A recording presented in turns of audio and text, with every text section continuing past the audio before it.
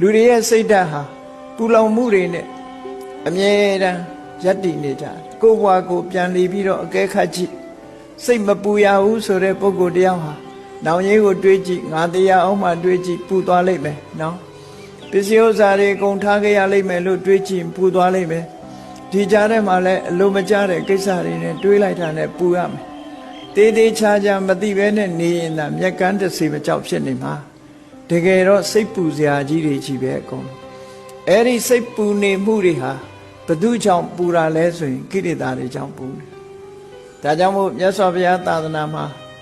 ဒီမဂ္ဂင်၈ပါးဆိုဒီမှာသီလသမာဓိပညာဒီ၃မျိုးသာဖြစ်တယ်ပေါ့သီလပရိဘာဝိတောသမာဓိမဟာဘလောမဟာနိတံသောသီလနဲ့ထုံမွမ်းထားတဲ့သမာဓိဟာအစွမ်းထက်တယ်သမာဓိပရိဘာဝိတပညာမဟာဗလာမဟာနိတံသာသမာဓိနဲ့လွှမ်းခြုံထားတဲ့ပညာဟာလည်းအစွမ်းထက်တယ်ပညာပရိဘာဝိတံစိတ်တံသမ္မာဒေဝဝိမု ဿတိအာတဝေဟိလို့ဆိုတဲ့အတိုင်းပညာနဲ့လွှမ်းခြုံထားတဲ့စိတ်ကမှ